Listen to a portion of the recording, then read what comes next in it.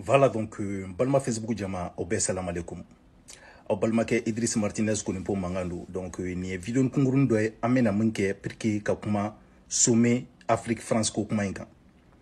Anye bala ni wakati na réseaux sociaux sans faire kuma chalembe kosbe. Bébé qui t'a fait sommet ko ina. Alors, la question que moi je me pose, pourquoi d'habitude ni sommet Afrique France imbeke président Tumetara ani président Douaro de Bignoy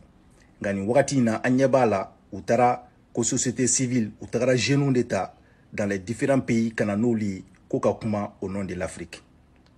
otebasi ngane bolo ni wakati na tension mumbe France ni Afrique ni nyonche o tension kanga ke horma malo ala koyi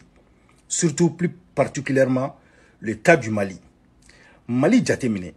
France tiendo ou wole la 2013 ko kana on deme nga 2013 ko fe kana se bima anya e ka fo effectivement tamamene sisima bo o etien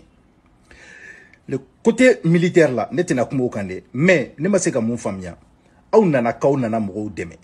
population go kute aw fe jamana kuntigu yerani aw be nyon sama la nyon dogoya la entre les médias au bela aw ko kawtita ka bo jamana la e dunga so rasube ka sachu anikli hali domina eni onga premier ministre Shogel Kokalabe ga nyogon neni Macron o ya soro e ka soro sido sara onga terka mais o bela e ko kofu e ka tu onga jamana kono na soro e ka intérêt est-ce que ni sera ni nawa nan deme ka ngamina nyu on bo ko fe ntirike atote nyere be ndeme ka nyere nu ou vembe mogora wele etc ah e ko kofu jagwa e ko tigila mo nyu. Moi je pense qu'il y a quelque chose qui va pas là-bas. Mamoun mega Francis Kele hal ni tout fait, il faut reconnaître quand même que ils ont mis le doigt là où ça fait mal. Donc maintenant, ni sommet France-Afrique koina. Ou tagara ka président touye mouna parce que actuellement président nous chamambe moun nous kununa ka boss mbola moun nous be fait ka partenariat un job parce que ça ne profite pas à l'Afrique.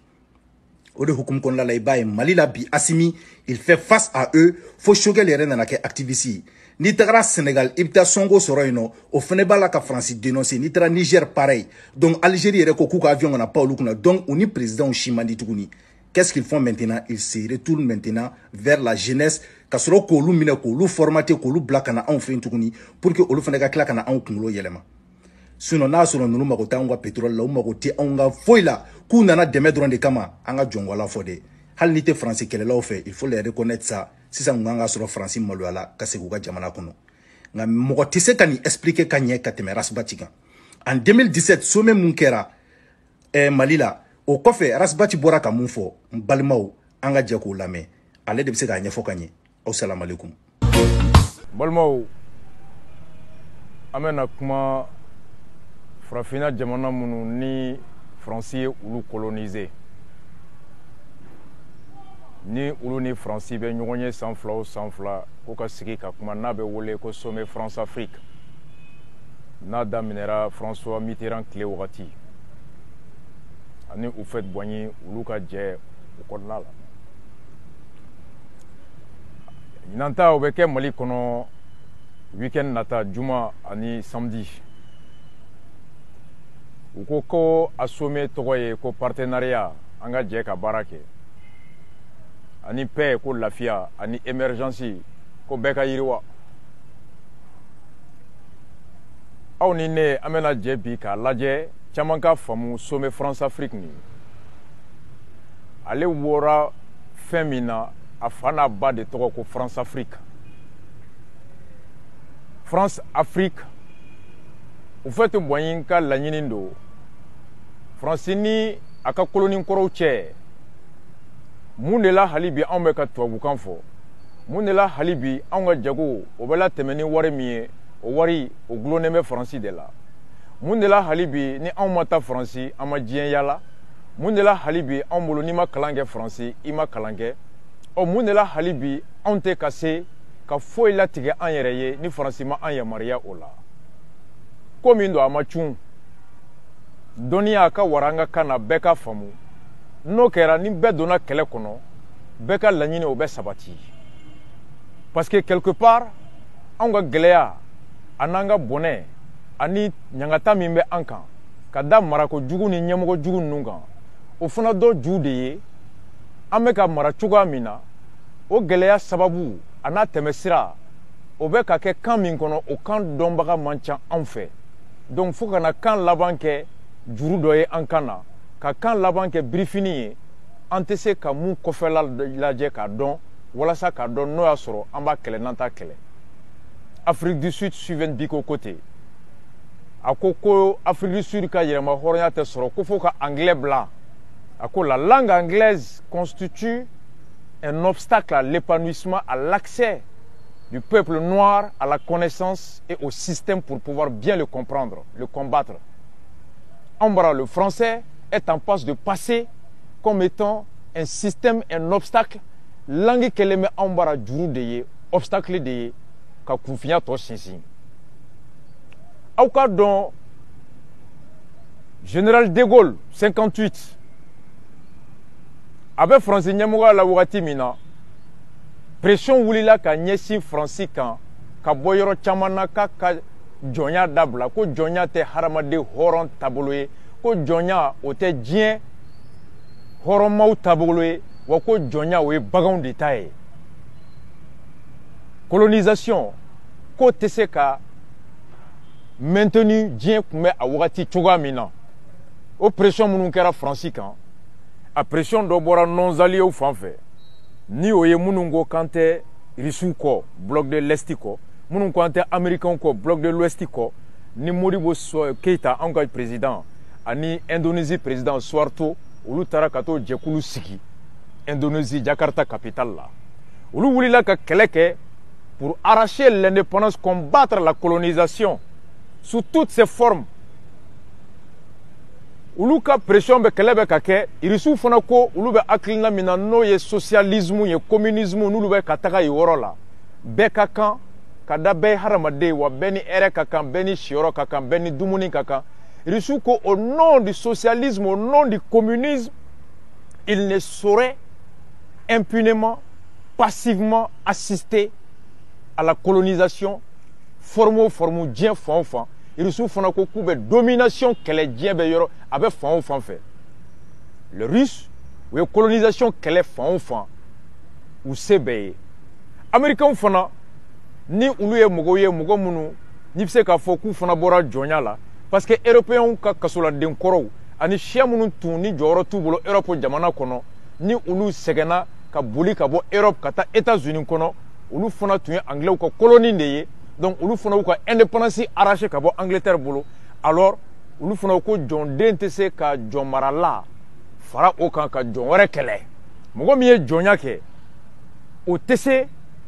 ka bɔ jɔnya kɔnɔ a kɛlen ka jɔnya tɔɲɔ dɔn ka gɛlɛya dɔn ka kaɲaka dɔn o tɛ se ka bɔ yen ka tila ka jɔn mɔgɔ wɛrɛ ye jɔnya kɔnɔ k'a to hinɛ minɛ k'a tɛ don o jigi kɔrɔ américains fana farala non-alliés ani russiw kan ka pression kɛ Faransi kan k'a ka colonisation a k'a dabila a ka indépendance di Faransi y'a ka référendum kɛ o de la en 58 o référendum nin ye soit i bɛ to Faransi ka jɛkulu kɔnɔ Union française kɔnɔ o kɔrɔ i ka drapeau ye bleu blanc rouge ye o kɔrɔ ko i bɛnbaw ye Gaulois ye i ka hymne national ye Marseillaise ye farafinna nin dawolo la a élection kɛra bɛɛ ko k'u bɛ to Faransi ka jɔnya kɔnɔ fo Sékou Touré hali Mali Modibo Keïta histoire bɛ ka déformer Mali kɔnɔ a wagati kɔnɔ Mali kɔnɔ mɔgɔ minnu bɔra ka fɔ ko à bas la France à bas la colonisation vive l'indépendance o tun ye PSP Folidabo Sissoko ka parti de avec les Modibo Keïta ont battu campagne pour oui à l'Union française qui supposait non à l'indépendance. On est en 58. Vous voyez que pseudo historien ni mɔgɔ minnu bɛ dabaraba la Mali kɔnɔ ko Folidabo ye jamana cila ye Folidabo était plus nationaliste et plus indépendantiste que Modibo Keïta en 58. L'histoire est là, personne ne peut la falsifier. Rasta ka baara de ye ka histoire restituée. Sékou Touré de y'a ka indépendance ta wagati a ko a bɛ hɔrɔnya fɛ gɛlɛya kɔnɔ ni famaya ye jɔnya kɔnɔ il préfère la liberté dans l'honneur dans la dignité plutôt que la richesse dans l'esclavage. 1960 indépendance sɔrɔla ka na di parce que Modibo tilara k'a dɔn ko Faransi ni u fɛ tɛ nkalon tigɛ u ye alors k'u emballer projet faux kan. Faransi bɛ ka pression bɛ ka k'a kan wagati min a ka indépendance di Général de Gaulle y'a terikɛ wele Jacques Foccart a ko fokar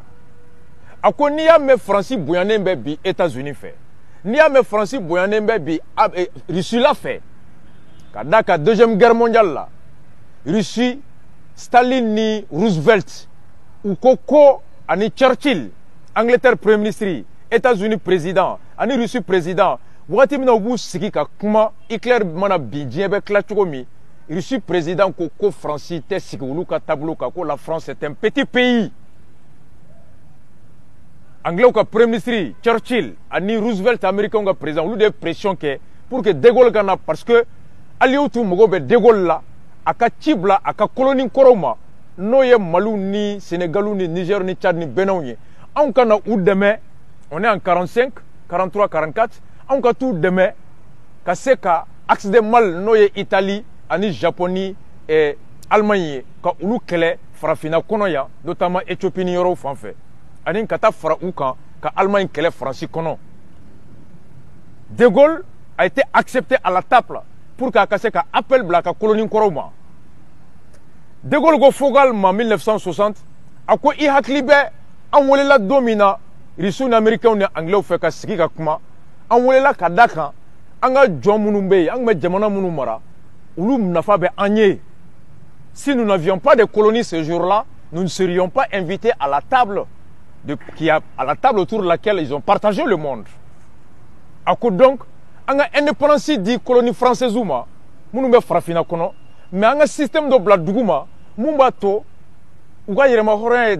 dala ko de ye da la u ta u yɛrɛ ye nka dugumala la balo fan fɛ miirina fan fɛ finiko fan fɛ taabolo fan fɛ u gulonnen bɛ to Faransi la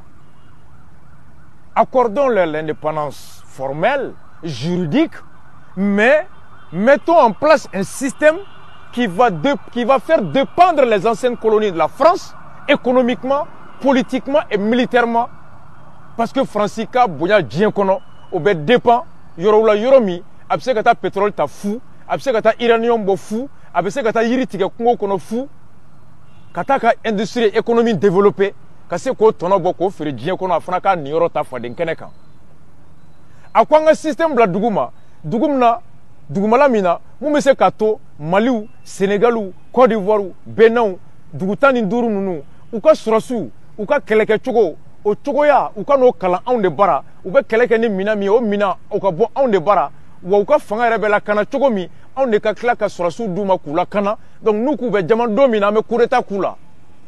wa an bɛna marifa min dilan ba la an ka se ka sanbaga sɔrɔ o la diɲɛ kɔnɔ parce que an ka marifa tɛ se ka puissant ka tɛmɛ Américains ta kan ka puissant ka tɛmɛ Russiw ta kan an ka mɔgɔw sɔrɔ minnu bɛ an ka minankɛfɛnw san donc u nana ka o système bila dugu ma France Afrique nana ten de a sigira ko saba a sigikun kɛra Faransi n'i y'a mɛn Faransi bɛ diɲɛ kɔnɔ Faransi bɛ bonya Faransi ko k'ale ka bonya tɔw fɛ a n'ale ka jamanadenw ka hɛrɛ o bɛ tɛmɛ a ka colonie kɔrɔw a bɛ se ka taa olu ka nafolo suɲɛ cogo min a bɛ se ka t'olu ka mɔgɔw u bila u yɛrɛ ɲɔgɔn na cogo min u k'u yɛrɛ faga ale ye Faransi ye sira saba dégager fɔlɔ n tun y'o kun tigɛ aw ye o ye k'a fɔ dɔnniya fan fɛ an kana dɔnniya ta yɔrɔ si ni olu baara tɛ dɔnniya dun bɛ sɔrɔ kan de la kan tɛ kɛ anw bara baarakɛminɛ ni faransɛ tɛ an bɛɛ taara faransɛ école de la ni k'i bɛ fɛn fɛn ɲɛfɔ anw ye bi anglais na Mali kɔnɔ i bɛ k'i da la tiɲɛ de an t'a mɛn donc an bɛ taa Faransi de ka t'o kalan ye Faransi ko k'a mago bɛ anw na Faransi est membre permanent du Conseil de sécurité des Nations Unies jamana 5 minnu bɛ diɲɛ latigɛ Nations Unies bureau ba kɔnɔ yen nɔ ni e ko k'i b'a fɛ ka nin ko kɛ diɲɛ nin fan dɔ la ni tɔ 4 kelen ko k'u ma sɔn o ko tɛ latɛmɛ n'a kɛra kalafili ye ni mɔgɔ caman bɛ e bolo i ka laɲini o bɛ latɛmɛ Faransi ko ale ye indépendance di anw minnu ma anw gulonnen bɛ ale la ni Faransi ka kungo bɛ Nations Unies kɔnɔ a bɛ ci bila ka colonie kɔrɔw bɛɛ ma an bɛɛ bɛ taa voter Faransi ye du point de vue diplomatique Faransi ka colonies u bɛ Faransi ka position renforcer Nations Unies kɔnɔ yɔrɔ min na u bɛ taa sigi ka kuma diɲɛ tilacogo kan Faransi ka nafa kan donc Américains ni Russiw bɛ Faransi bonya ni Chinois ko Faransi jamana caman b'a bolo minnu fana bɛ voter a ye du point de vue stratégique américain mago bɛ ka o y'a sɔrɔ guerre froide bɛ yen ka kɛlɛ kɛ yan faransi ka nation pays kɔrɔw a nana ka base sigi Gabon ka dɔ sigi Côte d'Ivoire ka dɔ sigi Djibouti ka dɔ sigi Sénégal ka dɔ sigi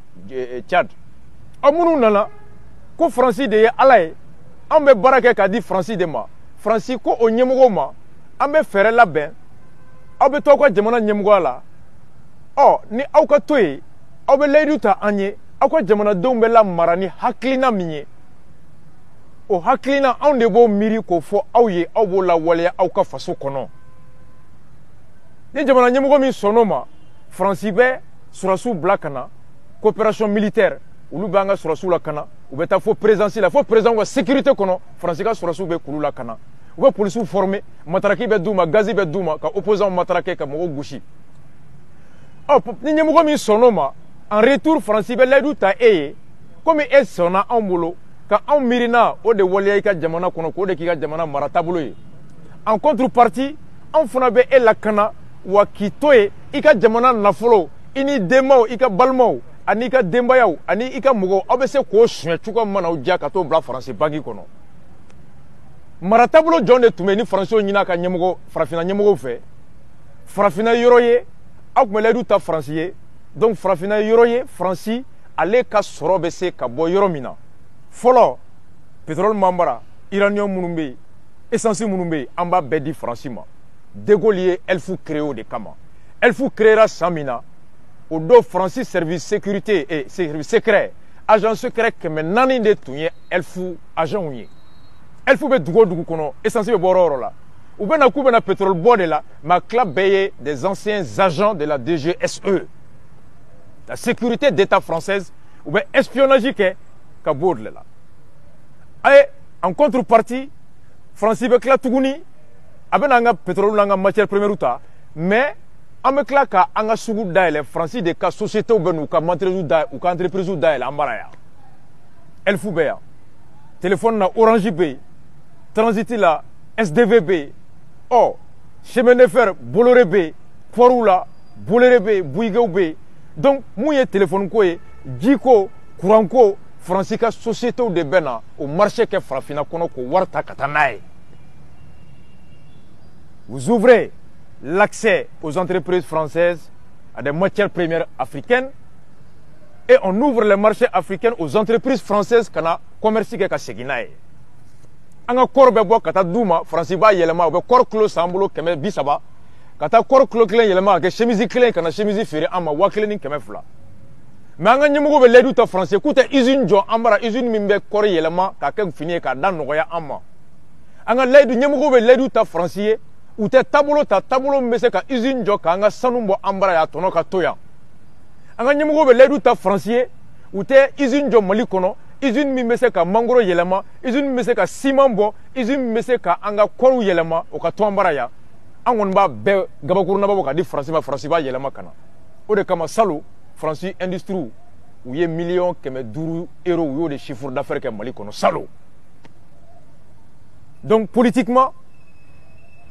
faransi ka hakilina bɛ tɛmɛ yan politiquement anw bɛ faransi dɛmɛ nations unies kɔnɔ a ka vote ka passer économiquement anw ka dugu jukɔrɔ nafolo o bɛ taa di faransi de ma faransi ka sociétés olu de bɛ na marché ba ta anw bara yan